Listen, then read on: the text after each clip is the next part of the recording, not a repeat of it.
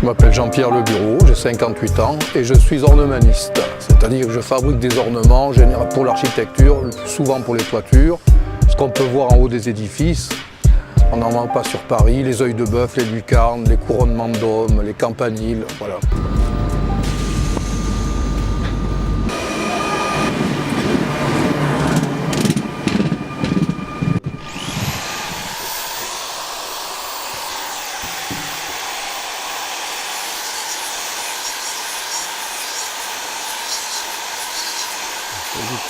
Alors j'avais commencé à travailler pendant les vacances scolaires chez Secouvreur depuis l'âge de 16 ans et c'est ce qui m'a fait découvrir aussi les métiers du bâtiment qui sont des métiers créatifs où il faut de la rigueur. J'avais tout de suite des affinités avec la feuille de métal, même si ce n'était pas de l'ornement tout de suite. Je travaillais pour des entreprises qui faisaient du monument historique.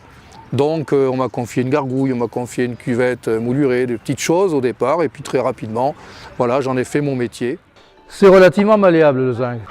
Le but c'est d'arriver à avoir une pièce cintrée comme ça qui va s'intégrer dans un ornement, c'est une gorge. Donc on voit le zinc qui se plisse. On appelle ça du repoussage mais en fait c'est une opération de rétrainte. On se sert des fibres du métal qui sont dans ce sens du laminage. Enfin, le zinc c'est comme le bois ou le tissu, il y a des fibres et on en tient compte pour le travailler. Elle commence on va dire, à prendre sa place par rapport à l'espace pour s'intégrer dans l'ornement. C'est un appareil que j'ai fabriqué moi-même mais qui n'est pas inventé évidemment. Il faut souvent concevoir l'outil, on exerce une certaine pression entre les deux galets et on enlève les traces d'impact. Évidemment on voit la main de l'homme mais ça n'enlève rien, au contraire. Enfin, on obtient une rigueur géométrique pour que la pièce vraiment s'intègre aux autres. Pour des pièces quasiment uniques comme ça, la seule méthode rationnelle, la vraie méthode rationnelle, c'est le travail à la main.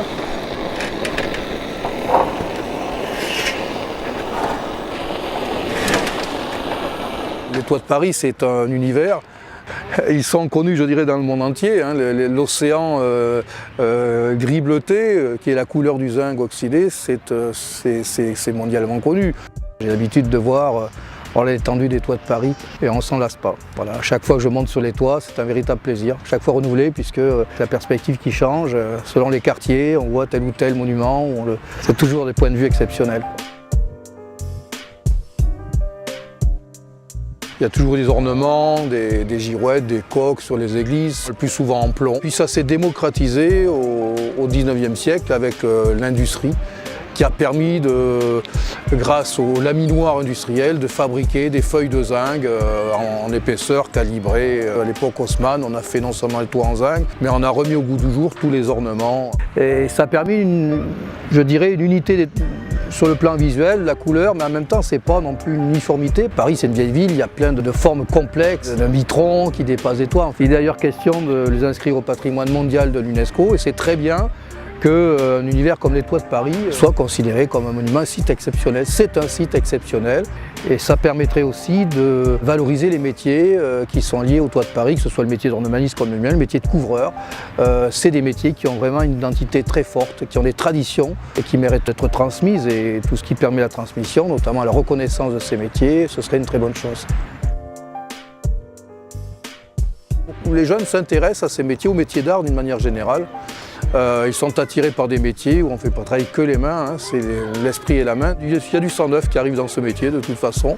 Et là aujourd'hui, je suis dans la transmission. J'ai un stagiaire de l'école Boulle, j'ai un apprenti que je forme depuis 1 an et demi. Tu accompagnes bien, tu vois, le mouvement, vraiment un mouvement comme ça, tu vois. Voilà, je ne sais pas faire ça. On n'aime pas du tout être présenté, en tout cas pas moi, comme le dernier des Mohicans, c'est pas ce qui nous intéresse. C'est au contraire, on est dans la transmission, où en tant que meilleur de France, on peut dire qu'on a un devoir de transmettre. C'est un savoir-faire. Être MOF, c'est un début, c'est pas une fin en soi. C'est vrai qu'on préserve aussi à notre niveau, oui, tout un pan de l'histoire, puisque ces ornements sont vraiment ancrés dans leur époque.